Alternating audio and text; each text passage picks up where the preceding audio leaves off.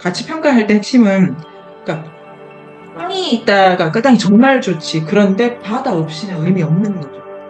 그게 상보 개념입니다. 가치를 평가할 때는 관계 속에서만 가치 평가를 할 수가 있어요. 지 혼자 잘난다 이렇게 가치 평가를 되는 거 아니고 남자와 여자가 있다. 지금은 남자가 중요하다. 코너 돌면 여자가 중요하다. 이거는 조건이 허락한 가치 평가.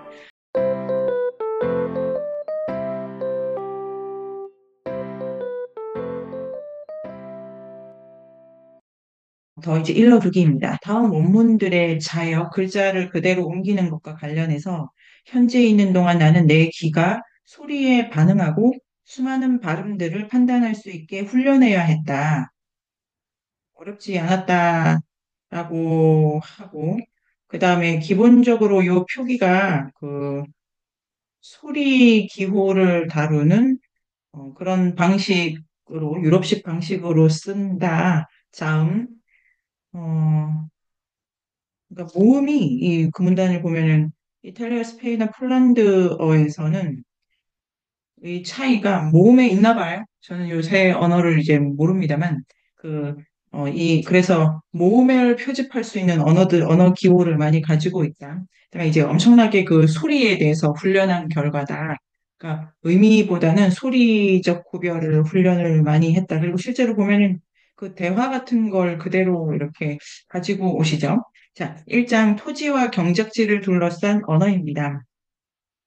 자, 가장 중요한 구분을 이렇게 했는데요. 어, 프아이프아야, 대지, 땅, 육지, 그거와 다른 것으로 부아리타, 바다, 요게 있다. 이렇게 들어가는데, 1장인 그 1번에 보면은 가장 기본적인 용어의 구별은 한편으로는 땅, 다른 한편으로는 바다다. 자, 이게 중요한데, 지금 말리nov스키가 접근을 하는 거를 어떻게 하냐면은, 모든 명사, 모든 단어는 그것이, 어, 이거를 책에서 그런 말은 그게 없었던 것 같기도 한데요. 아니, 있네. 189쪽에 4번입니다. 가장 중요한 거는 4번의 첫째 줄입니다. 단어들이 상보적인 혹은 서로 배타적인 용어들로 사용된 때 그 단어들은 훨씬 더 분명하게 이해된다. 이래서 이제 말없이 기술을 하는 거를 보면 특히 일상어 측면에서 일상어하고 주술어라고 하는 게 일상어, 주술어, 특히 경작어하고 주술어라고 하는 것이 언어 자체로는 구별할 수가 없다. 같은 언어를 일상어로도 쓰고 주술 언어로도 쓸 수 있다라고 중간에 언급이 됩니다. 그러니까 그 똑같은 한국어인데 이 안에 어떤 용법, 그 다음에 단어들의 관계 배치의 차등을 둬가지고 특정 방식으로 쓰는 건 대단히 고급한 언어다라고 아주 중요하다. 그게 주술 언어고 나머지는 이제 일반 언어라. 이 두 개를 비교를 하는 부분이 있고 그런데 오늘 우리가 읽을 이 부분에서 말급식에 설명을 하는 걸 보면은 이 단어와 이 단어가 대쌍적으로 관계하고 있다는 걸 계속 언급합니다. 그런 관계를 알아야 되고, 그래서 지금 여기가 땅과 관련된 용어가 있고 바다랑 관련된 용어가 있다. 이렇게 이제 같이 봐야 된다. 그런데 그렇게 구별하는 거는 단어들이 서로 상보적이고, 그 다음에 혹은 배타적 이렇게 돼 있지 않습니까? 189쪽에. 이게 같은 말인데요. 상보적이라고 하는 거는 개념적으로 서로 이게 이제 왼손, 오른손 개념이고, 이반일치도 이 개념을 쓰는데, 이 두 개가 딱 마주쳐야 박수를 치지 않습니까? 그러니까 이 박수를 친다 하면은 요 두 개가 뭐 같은 역할을 한다 이럴 수도 있는데요. 상보 개념은 남자와 여자처럼 둘이 완전히 다른 겁니다. 다른데 결합되어 있을 때만 그 아이를 낳을 수 있다든지 가족을 구성할 수 있다든지 이래서 완전히 배타적이다. 서로 공통분모가 없다. 그런 식으로 이분화되어 있고 이거를 합쳐진 모습을 상보적이라고 합니다. 그러니까 동의어입니다, 동의어. 말로프는 생각하기에 산호섬의 모든 단어들은 기본적으로 상보관계, 배타관계에 있다. 그래서 첫 번째 단어를 보면은 바다, 땅이다 이렇게 됐고 그런데 상보, 배타 이렇게 되는 거 재밌는데 바다는 거의 취급되지 않지 않습니까? 요 단어적으로 중요하지가 않아요. 산호섬에서는. 땅이 제일 중요하죠. 이런 방식으로 가치가 배타적으로 설정이 돼 있습니다. 그 다음에 경제지라는 단어를 들어가면 그 안에서는 또 땅이라는 단어 안으로 들어가면은 경작을 한다? 아니면 경작을 안 한다? 이렇게 이제 또 나누지 않습니까? 이런 식으로 그 안에 들어가면 다시 또 상보적, 배타적 이렇게 짝을 지어집니다. 모든 단어를 그 조건에서 보면 훨씬 더 분명하게 이해가 되는데 때로는 말리노프스키가 또 어떤 조건에서는 이 상보성이 선명해지지 않을 수도 있지만 기본적으로는 이 일상어들이 상보적, 배타적 용어들로 사용됩니다. 이 상보적이라는 개념이 아주 중요하고 그래서 대지, 땅, 바다 이렇게 하고 그 다음에 187쪽에 바다, 그 경제학과 관련이 없는 거는 길게 논할 필요가 없다. 그러니까 이게 이제 재밌죠. 우리는 현실이 우리의 언어나 우리가 쓰는 말이 이렇게 분절된 단위가 세상 전체를 이렇게 포착하는 도구라고 생각하는데 산호섬에서는 특정한 것을 더 많이 포착하고 중요하지 않은 거는 덜 포착하고 두루뭉술하게 포착하고 아예 뭐 그 포착한 언어 없기도 하고 예를 들면은 바다에 보자 그 기억나시죠? 농사꾼으로 더 들어가면은 정말 농사 잘하는 사람이라는 단어가 있고 못하는 사람이라는 단어가 다시 이렇게 그러니까 직업적으로 농부와 어부가 있고 자, 상고적 배타적 농부 안에 들어가면 잘하는 사람 못하는 사람이 있고 상고적 배타적 어부에도 잘하는 사람 못하는 사람이 있는데 농부가 잘할 때는 가치 평가되고 못난 농부는 도덕적 결함이 있는 걸로 비난받고 어부는 잘하거나 못하거나 별로 관계가 없고 그래서 이렇게 이런 방식으로 계속 기술이 되고 가치 평가되어 있습니다. 그 다음에 188쪽에 그래서 또 다른 중요한 대조는 이렇게 됩니다. 대조는 그 발루, 마을, 그 다음에 오딜라, 마을 바깥. 그래서 인간이 거주하는 장소, 인간 거주, 외부 공간, 근데 이 안에 또 들어가면은 또 어떻게 나눠진다. 그래서 그 오딜라 그렇게 나눠진 다음에 오딜라 안에는 이게 이제 사람이 거주하는 장소가 아니니까요. 그래서 키 작은 그 188쪽에 둘, 넷에서 일곱 뭐 특정한 장소가 있는데 오딜라 키 작은 덤불을 정글의 다른 측면을 나타낸 수많은 용어들 보마 혹은 성스러운 작은 숲의 카보마 마을의 작은 숲인 웨이카 나무가 우거진 상어 능선인 라이브와 그와도 대비가 된다. 맥락에 따라 대조적으로 사용되는 경우에 발루와 오딜라는 거주하지 않는. 여기서 대비는, 그러니까 다른 많은 표현들에서 그러하듯이 대비는 무엇을 정의할 때 중요한 역할을 담당한다. 그래서 이게 이제 말리노프스키 여기서 이제 알 수 있는 거는 언어라고 하는 거를 이렇게 발명을 할 때 그게 이제 관념을 만드는 작업이지 않습니까? 그러니까 한 개인이 한다고 볼 수가 없을 정도로 이거 한 개인이 이렇게 다 할 수가 없는데 이게 이제 그러니까 언어의 기원에 대해서 묻는 질문의 의미랄까, 의미 없음이랄까 이런 것도 생각할 수 있는데 요는 말리노프스키가 이런 방식으로 쓰는 건 뭐냐면 언어는 한 번에 출현한 거예요, 한 번에. 이게 이 단어는 요 두 개가 쌍이고 그 안에 들어가면 또 쌍이 있고 쌍쌍쌍쌍쌍쌍이 있다고 하는 것 자체는 전체 이 가치 평가된 요 공동체의 행동을 일거의 대조적 관계로 파악하는 그 사고 틀 속에서 만들어졌다고 볼 수가 있는데요. 그래서 이제 이분법적이죠. 이분법적이고 모든 언어가 그래서 그 어느 이분법적으로 파악해야 된다라고 이제 생각할 수 있죠. 말리노프스키한테는 이 산호섬의 경작지가 산호섬 특수 모델이 아니고 언어 일반 모델이기 때문에 우리가 쓰는 단어는 다 관계적으로 살펴야 된다. 요거에 대해서는 이제 전체적으로 이제 오늘 읽을 부분의 틀입니다. 어떤 생각이 드십니까?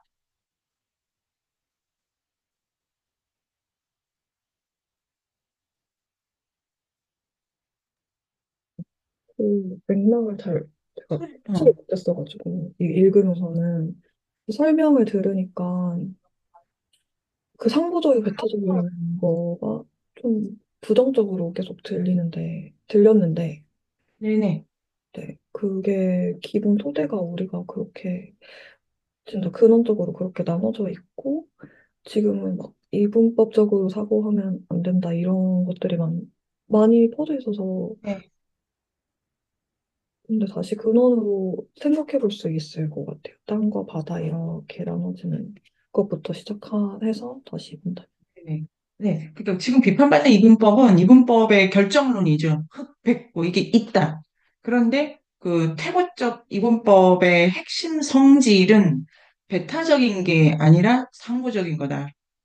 둘이 다르기 때문에 이렇게 결합될 수 있게끔 관념적으로 이렇게 구별해 놓는다. 그렇기 때문에 레비스트루스도 이런 생각에 동의를 하고 남자와 여자 같은 기호는 너무 배타적이고 너무 일상적이고 너무 상호적이기 때문에 그 기호가 쓰기 좋다는 거예요.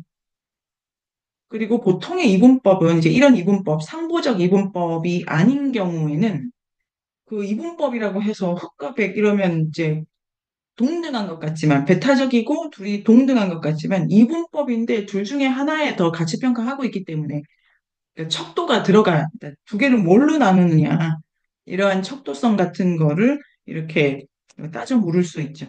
그래서 이분법이 언어적인 그냥 상호작용이다. 그다음에 이분법을 할 때마다 계속 가치를 넣는 거예요. 가치를. 그러니까 이게 중성적으로 딱 끊는 게 아니고 계속 가치를 넣어가지고 그러니까 요거 거기서 이제 언어를 계속 고르고 있습니다. 그래서 상보적이다, 배타적이다. 그 다음에 이제 그 단어가 계속 이렇게 어, 그 잘려지죠. 그 다음에 어, 그래서 이 땅에 대해서 풍경에 대해서도 8번 같은 경우에 191쪽에 보면은 어, 이제 뭐 해변이 모몰란데 그게 바다의 가장자리까지 내려오는 평지고 부분적 경작이 이뤄지고 그래서 모몰라 같은 경우에는 바닷가랑 연결되고 모래를 의미하고 그 다음에 또 이제 중간에 그 강하게 된 거 보면 크아데오 수영 고기잡이 모래사장 그러니까 그냥 모래라는 뜻을 가진 두 단어인데 또 들어가 보면은 조금 경작이 있는 거 그 다음에 경작이 이렇게 없는 거 그 다음에 어디는 초호는 라이브하고 어떤 데는 파사하고 그래서 그것도 이렇게 관계적으로 볼 수도 있고 그 다음에 지정학적 개념들 같은 것도 계속 이렇게 이게 아마 농경을 중심으로 파생이 된다라고 보는 것 같아요. 그래서 연하쌤이 써주신 그 발제문의 둘, 넷, 여섯째 줄 농작물들은 실용적으로 이제 먹어야 사니까 중요하지만 언어적으로도 가치 평가되는 기준에 있기 때문에 언어를 더 쪼개주는 기준이 되기도 하고, 그 다음에, 이거를 이제 이렇게 배타적으로 구별할 때도 그 경작을 기준으로 계속 이렇게 쪼개고 있기 때문에 농작물이 실용적으로도 언어학적으로도 중요하다. 저는 요 문장이 이렇게 잘 써주셨다고 생각해요. 이게 이제 핵심 문장이죠. 그런 다음에 그 192쪽 같은 것도 보면은 여기 이제 뒤에 넘어가면은 어떤 단어들에서 그 상어섬에는 추상어가 잘 없다 이런 말이 있습니다. 근데 추상어가 없지만 어떤 단어를 좀 추상적으로 써요. 그러니까 예를 들면 유리쌤의 그 과제에 있는데 워크 이런 거는 없어요. 그냥 단어 자체가 우리는 뭐 일, 사람 이거 되게 추상어지 않습니까? 추상어. 그다음에 뭐 7살 이 정말 추상어고 그런 단어는 없는데 용법에서 구체적으로 활동하고 그러니까 농경을 중심으로 파악되는 단어들을 은유적으로 확장을 하면은 추상적으로 쓸 수가 있어요. 핵심은 추상어가 없다는 거지. 추상적 용법이 아예 없다라고는 볼 수가 없다. 그걸 이제 제가 강조를 드리고 싶고, 그래서 그런 경우에 이 뒷부분에 이제 계속 챕터 열 때마다 추상적 용법이 없다, 추상적 용법이다 이런 게 나오지 않습니까? 그걸 이제 좀 주의 깊게 읽고 싶었는데요. 192쪽에 오딜라가, 그러니까 이게 그 그냥 대비라는 거, 큰 덩어리가 농사와, 그러니까 큰 덩어리가 땅과 바다다. 두 개 쪼개고, 땅에는 또 두 개 쪼개고. 그러니까 지금 이게 전체에서 계속해서 이렇게 쪼개지는 그 기준이 농경이단데, 192에 보면은 첫째 줄에 거주하지 않는 땅 오딜라, 파이파이아가 육지를 가리키기 위해 사용되는 것처럼 거의 어떤 용어는 거의 추상적인 용어로 사용되는데 거의 용법이 그렇다. 자, 그 다음에 10번. 파이파이아라는 용어는 그래서 이제 어, 뭐 어떤 그 농사 못 짓는 사람 있지 않습니까? 그 단어를 기억을 못 하네요. 그거는 게으름 이래가지고 그냥 추상적으로 쓰이죠. 그렇게 하고 그 10번을 보면은 192쪽에 돌, 모래, 진흙과 대비해서 경작 가능한 땅이다. 그리고 이러한 의미는 또 다른 개념을 발생시킨다. 왜냐하면 경제적으로 이용되고 법적으로 전유된다. 그래서 이것도 재밌는데 일단 하나가 경작 가능하다 이래버리면 그곳이 파생하는 게 누구네 경작이냐, 누가 경작하는 거냐 이런 방식으로 법적 문제를 다루는 언어로도 이제 의미가 계속 파생이 되고 그러면 이제 이게 하나하나는 그 제가 다 재고를 못했는데요. 그러면 거기서 법적인 것과 무법적인 것을 또 나눠서 생각할 여지가 열리죠. 그래서 그 이제 챕터마다 뒤에 단어가 이렇게 설명돼 있잖아요. 저 요약한 거. 그거 자체는 이제 설명을 이렇게 이제 그 정리한 건데 의미가 파생되고 있다가 포커스일 것 같고요. 그래서 여기 10번 같은 경우에 어 연하 쌤께서 이게 개인의 의미를 어떻게 가져가야 할까? 이게 이제 중요한 질문이고 그런데 언어적 차원에서 요런 조건에서 그 개인까지도 의미가 이제 파악이 되고 그 다음에 그 11번. 그래서 프라이프라이아가 아니 원래 육지잖아요, 육지.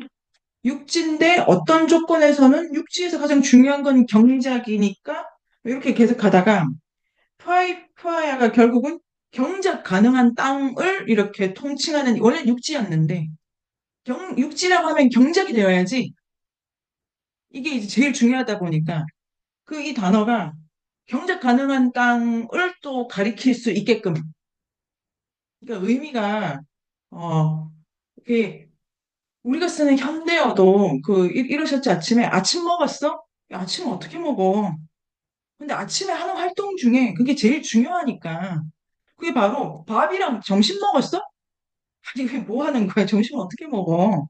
그게 바로 어떤 그 점심에 가장 중요한 건 먹는 일이야로 확 가가지고 이렇게 되지 않습니까? 그러니까 아마 우리가 쓰는 언어적 용법도 일반적인 거에서 가치평가에서 구체적인 걸 지시하는데 우리가 사전 보면 뭐 못하지만 맥락적으로 다 이해를 하잖아요. 이제 이런 거.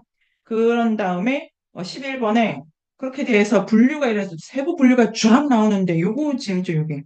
저는 요거를 11번 요거는 저 그 노트에 뒀는데요. 이건 재밌었어요. 갈랄로와 검고 무겁다.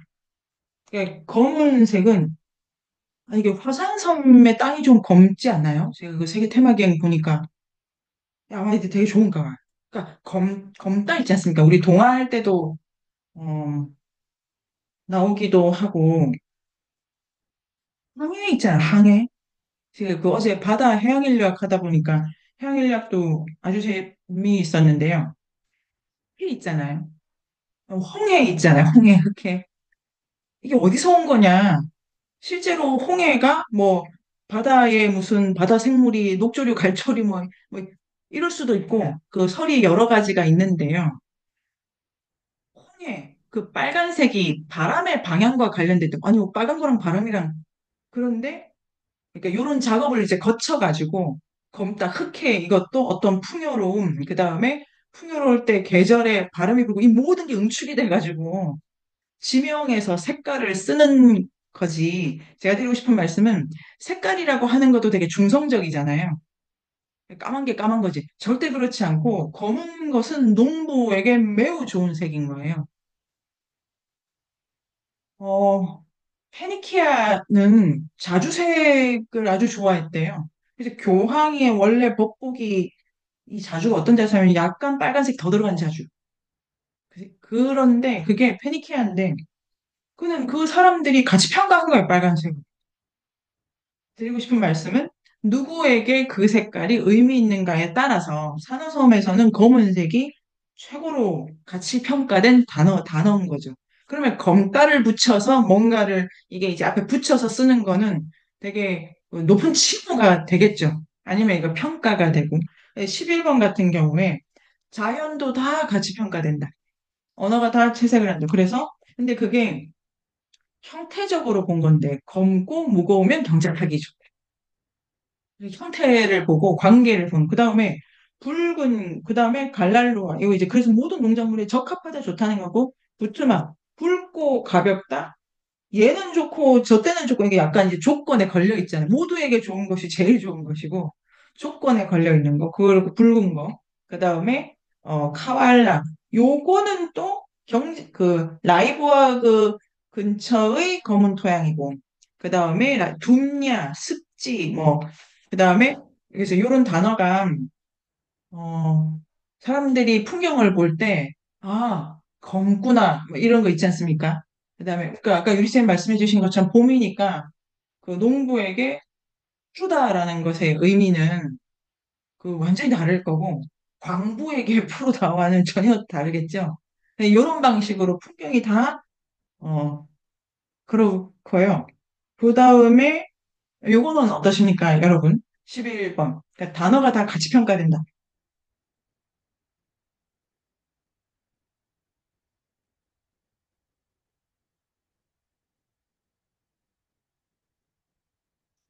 색깔 같은 것도 우리가 뭐 어떤 거를 뭐 객관적으로 볼 때 표현한다고 생각하는데 그게 뭐 전혀 아니구나 이런 생각이 네네. 드는데 빨주노초 파는 뭔 소리야, 그게.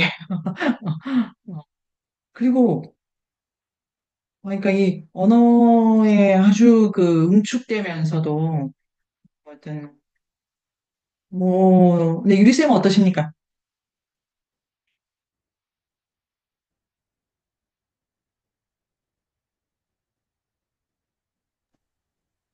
뭐 어디 황토에서 나온 고구마 많다 막 이런 광고에 그게 좋다라는 광고잖아요. 그렇죠, 그래서 그렇죠. 음, 정말 그런 것 같아요. 색깔, 자연도 같이 평가된다. 예. 어, 그 모든 언어가 가치 평가된 언어만 지금 있는 거고 그 안에서 다시 가치 조정이 계속 일어나는 거지. 그러니까 어떤 언어를 쓴다는 거는 그 가치관의 자유를 계속 물들인다는 거기도 하고 되게 수행적, 활용론적이면서도 주술적인 것 같아요. 이런 것도 생각해 볼 수 있고요. 그 다음에 이제, 어, 부적합한 땅도 평가하고, 그 다음에, 어, 그래서, 어, 뭐, 자, 그 다음에 16번 같은 경우에 보면은, 이제 경작할 토지를 이렇게 또 정하고 분배받고 뭐 이렇게 되면 바로 새로운 전문 용어가 탄생한다. 네, 그 푸아이푸아야 이래가지고 일반적으로 경작 이렇게 좀 쓰다가 실제로 경작해야 될 때 있지 않습니까? 그러면 그 전 계절에는 하나도 안 쓰던 언어가 갑자기 이렇게 살아나가지고 이렇게 활성화됩니다. 갑자기 튀어나올 단어가 전문 용어가. 그 다음에 그래서 17번 같은 경우도 울타리가 세워지기 전에는 이 말로 불리다가 울타리가 세워지고 작업이 들어가면 거기를 이제 다시 다른 언어로 계속 붙여가죠. 그 다음에 일저일을 하는 가운데 그 다음에 작물 같은 것도 이렇게 안 보이다가 크고 하면은 걔를 가리키는 이름 다 이렇게 달라지면서 그러니까 계절과 때와 그 누가 하느냐에 따라 가지고 계속 말이 그러니까 이게 현실 자체가 경작과 함께 계속 이렇게 달라지는 것을 언어가 이렇게 뒷받침하기도 하고 주시적 언어는 이끌기도 하면서 그냥 밭이지 뭐 이런 건 없는 거죠. 그게 그 누구네 밭이냐 어떤 밭이냐 뭐 하는 밭이냐 지금 뭐 이거 뭐다 말이 붙어가지고 그 다음에 요새어라는 용어가 자 은유적으로 확장이 됩니다. 그러니까 어떤 거는 뭐냐면은 요새어라는 단어는 이 경작과 관련해 가지고 덤불, 외부에 묻은 토지, 뭐 요런 건데 그 경작지 부지 외부의 잘려 나가지 않던 그러니까 아직 관리가 안 되는 거 있지 않습니까? 그걸 요새어라고 하는데 그러다 보니까 은유적으로 확장이 돼서 잡동사니 더미 위에 버려지거나 던져지는 쓸모없고 생명이 없는 모든 것 이러면 추상화 단계에 이르는 거죠. 추상화라는 거는 구체화의 반대고 탈맥락적이라고 하면은 그래가지고 어떤 토착민이 인간성의 정수는 영 발로마에 있고 사후의 몸은 쓸데없는 시체를 남긴다고 하고 싶을 때 그는 죽은 영혼은 떠나가고요. 남아있는 거는 요새어예요. 이게 원래 땅을 지칭하는 말인데 은유적으로 확장시킨 다음에 추상적 용법을 가져서 이렇게 죽은 자의 몸은 요새어입니다. 이게 완전히 다른 레벨에 있는 것까지도 이 언어가 이렇게 가져갑니다. 그런데 이렇게 쓸 수 있는 언어는 농경 언어고요. 그러니까 의도적으로 확장 가능한 것도 농경 언어에 있고, 예를 들면은 그 바다 활동과 관련한, 그 다음에 그 기초적인 수공업 활동도 어휘가 되게 적어 보여요. 그러니까 은유적으로 확장하기가 어렵죠. 그러니까 가치 평가된 것만 은유적으로 확장을 할 수 있습니다. 그렇게 해가지고 요거를 요 장을 끝내보네요. 자, 요 어떻습니까? 어떠십니까? 어떻습니까?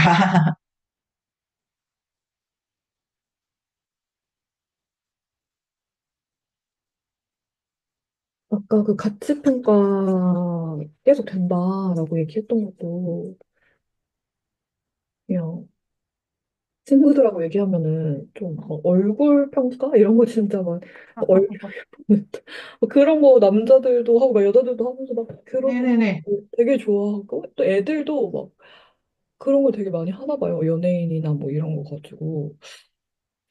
그러니까 막 그게 되게 안 좋다. 막 그런 것만 배우다가 이렇게 일반적으로 보면 아, 이거 되게 네. 근원적이고 본능적이구나. 어떻게 얼굴 그러니까 그게 나쁘다고 막 계속 생각하고 아, 되게 그런 게 너무 물론 혐오도 조장하고 이런 안 좋은 점이 네, 그렇죠. 있는데 어쨌든 땅도 그렇고 그게 우리한테 중요하고 안 중요하고 우리는 그걸 평등하게 생각해야 된다. 막 이런 것만 좀 공부하다가 근데 이렇게 근원적인 원시 문화에서도 이게 내가 더 중요하면 더 중요한 이름을 그렇죠, 같이 그렇죠. 보여가고 이렇게 하고 있구나. 우리도 뭐 엄청나게 대단한 도덕적인 뭔가 기준을 갖지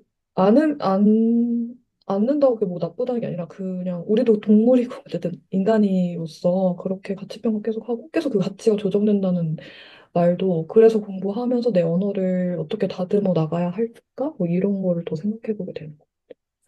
너무 좋죠. 그러니까 이게 중성적이지 않은 거예요.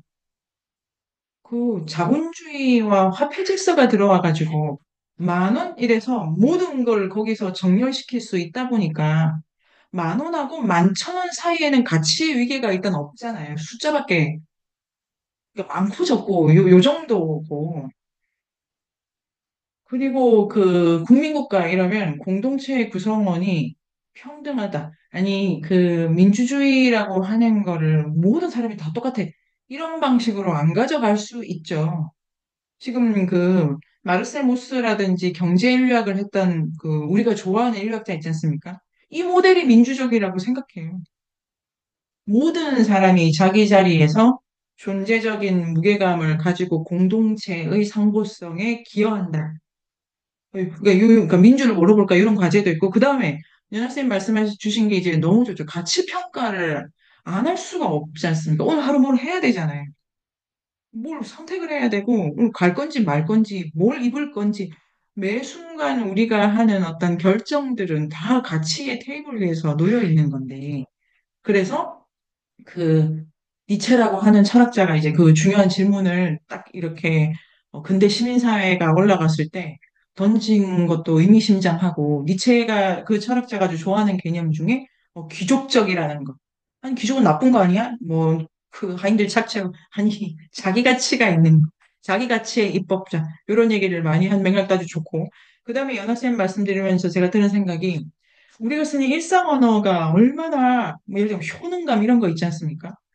이게 되게 상업 언어, 그다음에 스펙 뭐 이런 거 다 사람한테 바코드 붙일 것도 아닌데 그 너무 당연한 말이잖아요. 이렇게 그러니까 그게 물들어 절대로 중성적이지 않고 그 화폐적 가치로 사물을 판단하는 언어를 점점 더 이렇게 일상적으로 쓴다는 거에 대해서 그게 많이 가치 평가되고 있다고 좋은 거라고. 스펙을 갖추고 뭐 이게 다 좋은 거라고 같이 평가되고 있는 거에 대해서 생각을 해볼 수 있는 놀라운 요 챕터입니다. 그다음에 말들 간의 관계성, 같이 평가할 때 핵심은 그러니까 빵이 있다가 그 땅이 정말 좋지. 그런데 바다 없이는 의미 없는 거죠. 그게 상보 개념입니다. 가치를 평가할 때는 관계 속에서만 가치 평가를 할 수가 있어요. 지 혼자 잘난다 이렇게 가치 평가를 되는 거 아니고 남자와 여자가 있다. 지금은 남자가 중요하다. 코너 돌면 여자가 중요하다. 이거는 조건이 허락한 가치 평가.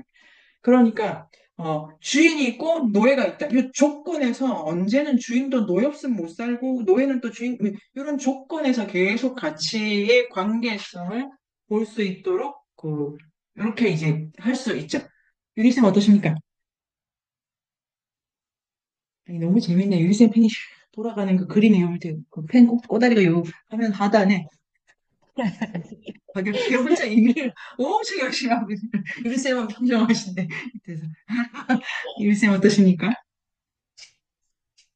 아까 조금 앞부분에 말씀하셨던 것 중에 언어가 한 번에 출현한 것이다.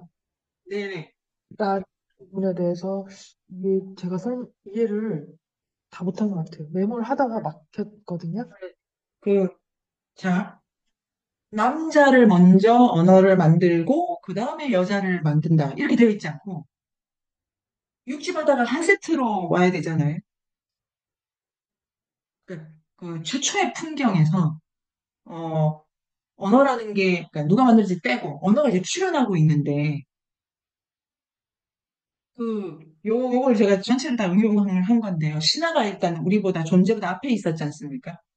신화는 어떻게 만들어졌냐면은, 한 줄 한 줄 만들어진 게 아니고, 이야기 덩어리 전체가 그냥 왔다 이렇게 돼 있어서요. 그게 이제 일단 제가 생각하게 된 부분이고, 그 다음에 신학을 들어가면은, 레비스트루스의 신학을 분석한 그 책을 통해서 제가 아이디어를 얻었는데, 신학 들어가면 명사가 되게 많아요. 그리고 까마트, 파라트 이런 거 되게 많아요. 근데 그게, 레비스트루스 말은 잘 보면 이분법적으로 다 쪼갤 수 있다거든요. 신학이라는 그 책이. 처음에 더러운 애 있으면 뒤에 깨끗한 애 나올 거고, 처음에 위에 있으면 나중에 내려가는 얘기가 나오게 돼 있어. 그 다음에 처음에 들어가 있으면 나중엔 빠져나올 거고, 처음에 까만, 이런 식으로 상보성이 계속해서 달라진다는 걸 레비스트루스가 증명하고 싶어 합니다. 근데 그거는 그 산호섬을 모델로 하면은 산호섬의 신화가 누가 이렇게 쳐들어와가지고 뭐 쫓아내고 뭐 그다음에 농경지를 개척하고 이렇게 식민지 개척하고 뭐 외부에 누가 와가지고 뭐 이런 이야기였잖아요. 그거 자체를 들여다보면 이런 식으로 상보적, 배타적 언어들의 집합체일 거라고 이제 생각이 드는 거죠. 제 설명을 잘 못 드린 표정이신데요.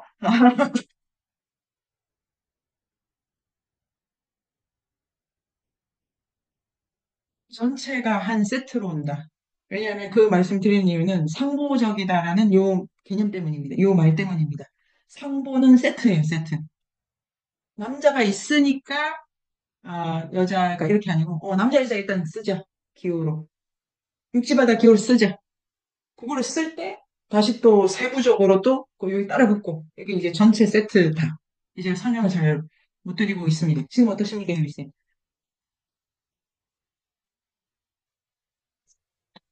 음, 그,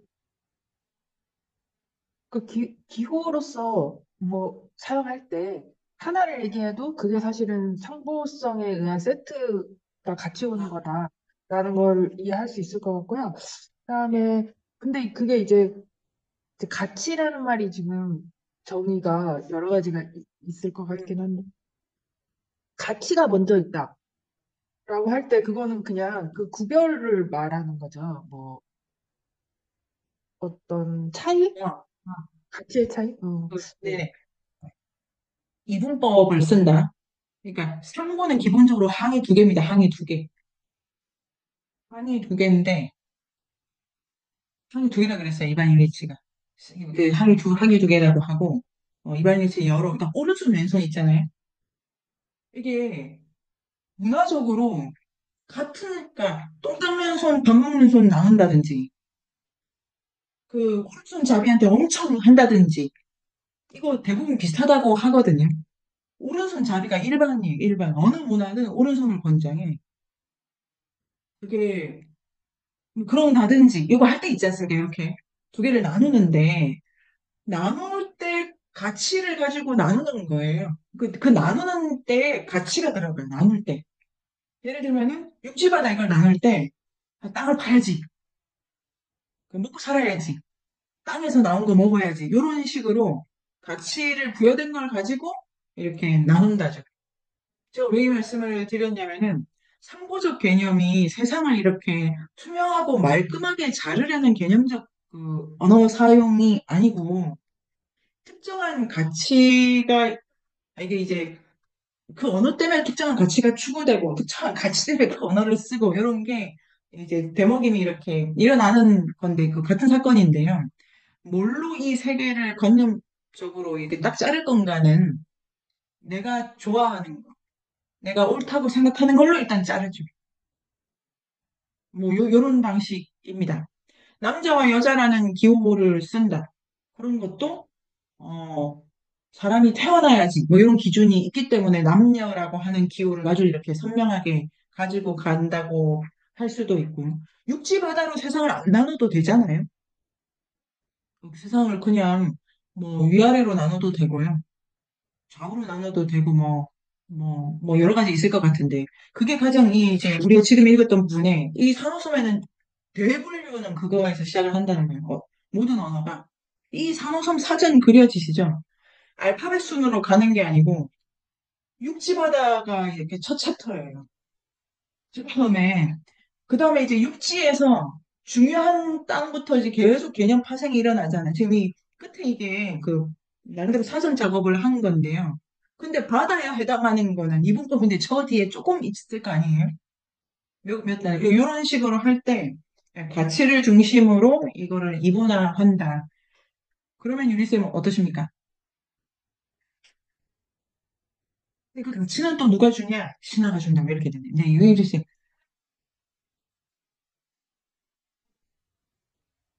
음, 제 안에서 정리는 안 되지만, 너무, 예,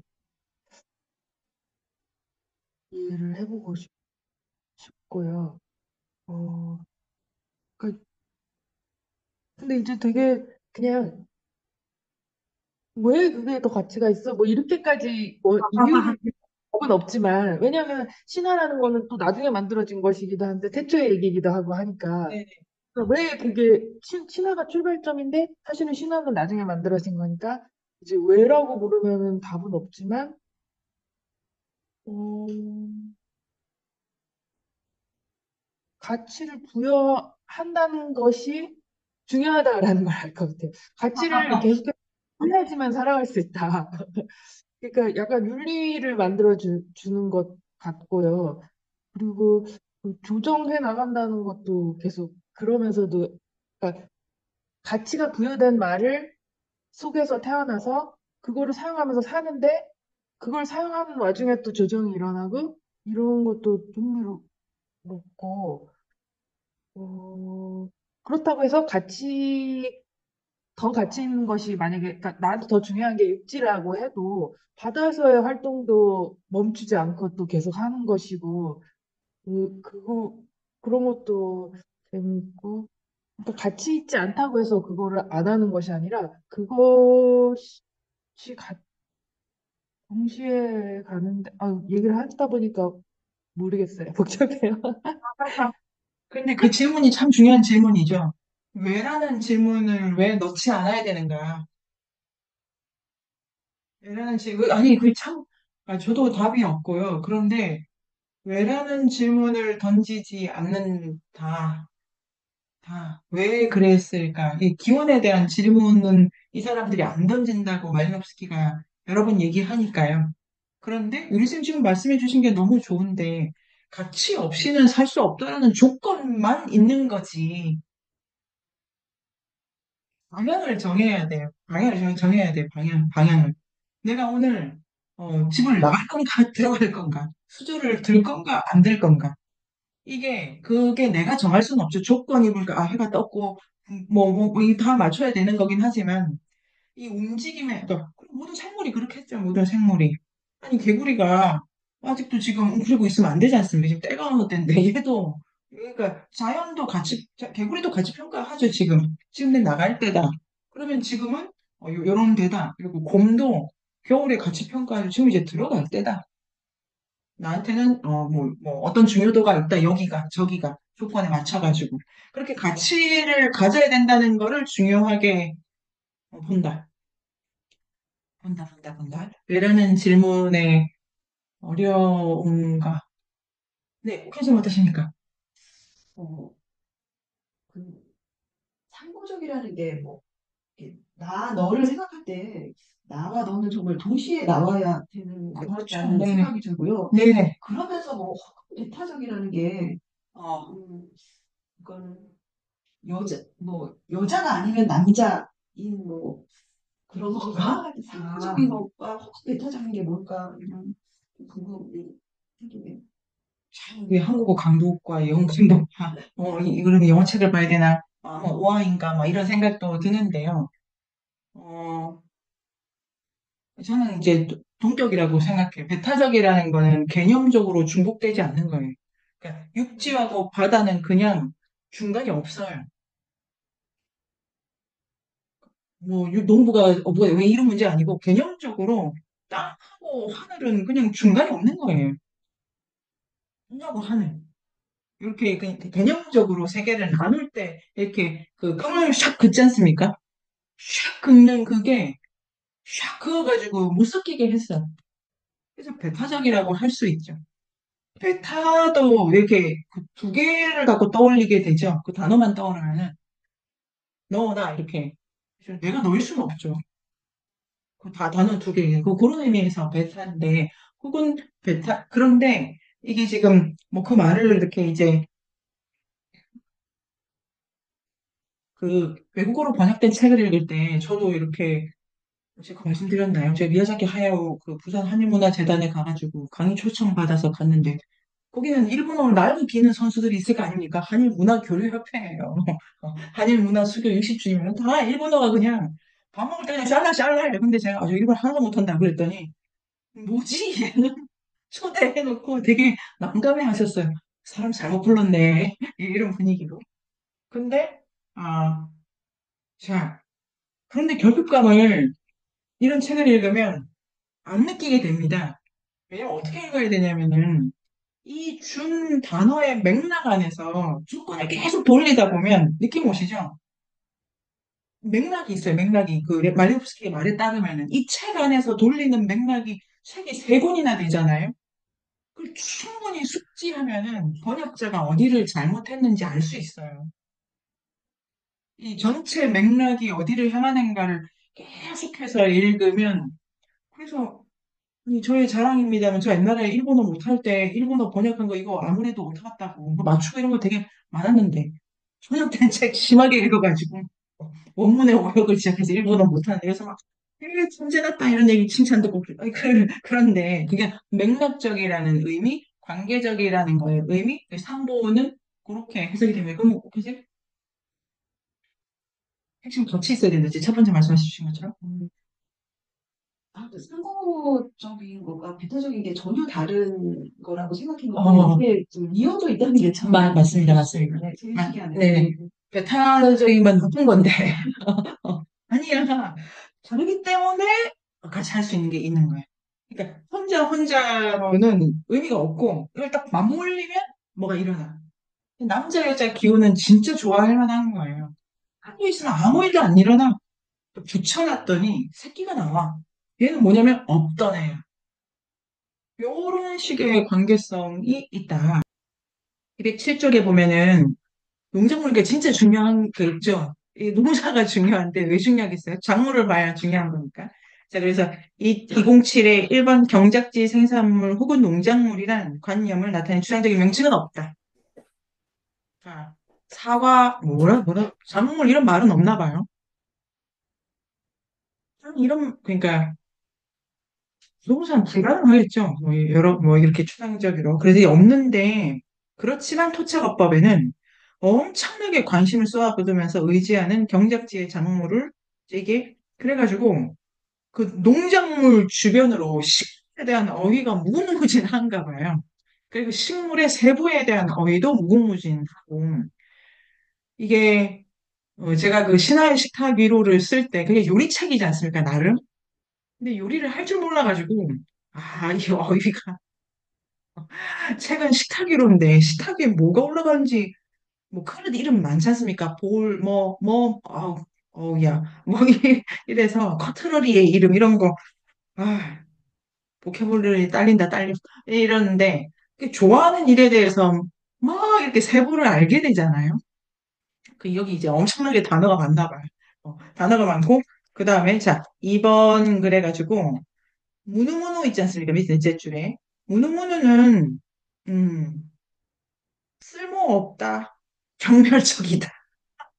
그러니까 식물로서 쓸모가 없어서 경멸하는 거죠. 아니, 그러니까 그 걔가 뭔 죄가 있어요. 근데 경멸해.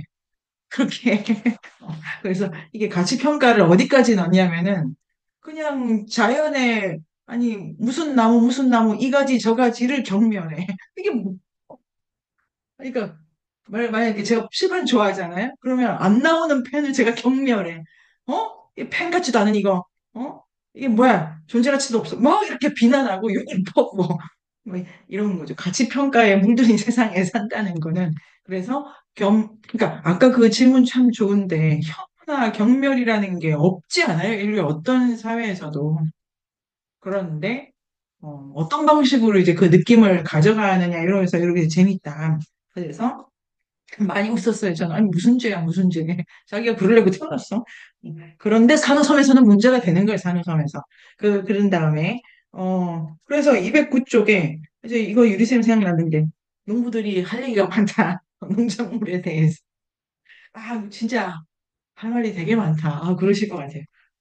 아니, 농작물을 가리키는 전문 용어들이 그 작물일 경우에 다른 식물들의 5번 적용되는 용어보다 세밀, 정확, 어, 구체, 실용, 언어학적으로 중요하다. 이제 여기에 이렇게 아까 연아 선생님이 써주신 거고.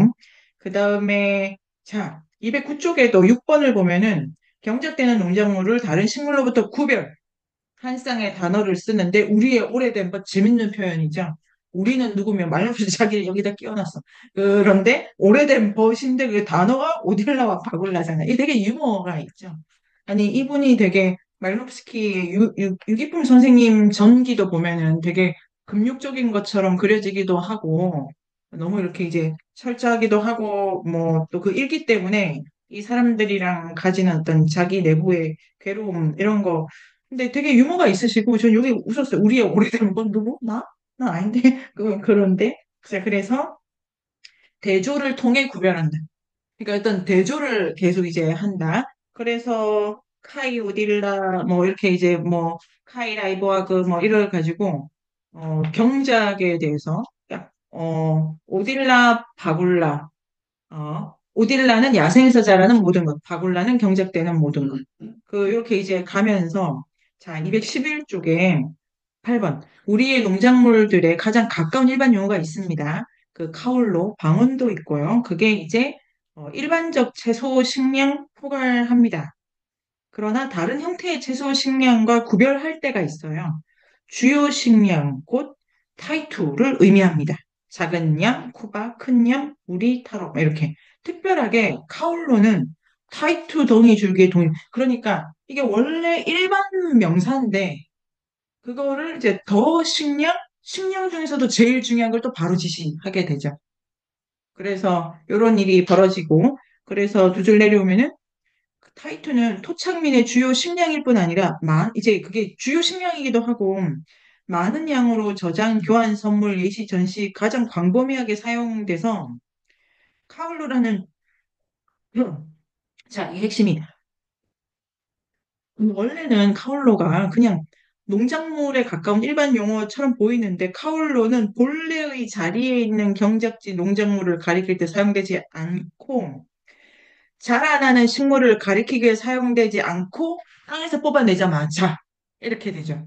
아니 식량 일반이라면 그런 데 아니고 얘는 지금 그 타이투의 최고 지위는 뭐냐면 전시. 근데 전시도 안 됐는데 이게 뭔 타이투.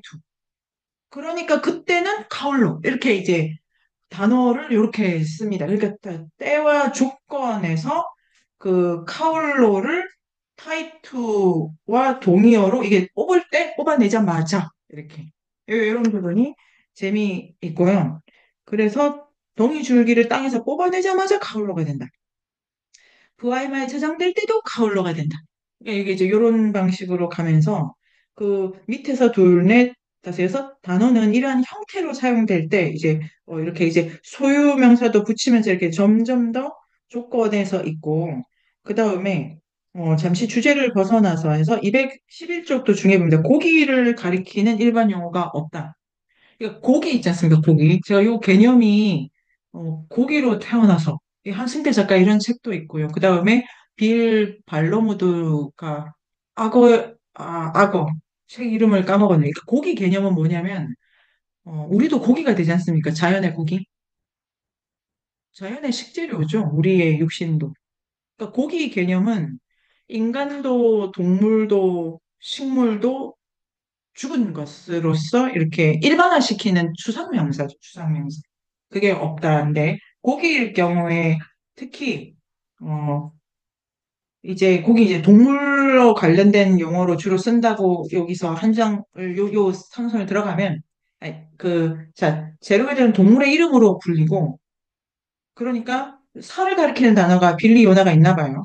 그러면 이제 육지에 있는 동물의 소위 우리가 말하는 고기는 뭐 호랑이라는 이름에 빌리 요나 요걸 붙여가지고 뭘 쓴다든지 이렇게 결합된 형태로 쓰고 그다음에 물고기는 어 물고기라는 단어 있지 않습니까? 이게 피쉬인데 우리나라만 이게 제가 무슨 책을 봤냐면 한국의 식재인데 뭐 그런 책이 있었어요. 근데 한국 사람들은 고기를 너무 좋아해가지고 물고기라고 한다. 그런 해석이 괜찮은가 싶은데 고기를 되게 좋아하는 민족이라고 해석하시더라고요. 그런데 그러니까 물고기도 그냥 그러니까 연어면 연어, 송어면 송어 이렇게 이제 바로 부른다고 하는 거죠. 그러니까 이걸 알 수 있는 거는 이제 아까 현아 쌤이 해석해 주신 것도 있고 그냥 그 육지의 동물이나 그 물의 동물을 식료로 취급하는 거에 대해서 가치를 이렇게 평가를 하는 건 아닌가. 이거는 뭐 경우나 단어 수가 일단 너무 적고 예를 들면은 자 어떻게 이 학사 해석을 할 수 있냐면요. 카울로는 가장 큰 단어고 그게 타이투랑 동의어가 되는 거는 이제 예식에 쓰이기 위해서 땅에서 뽑힐 때예요.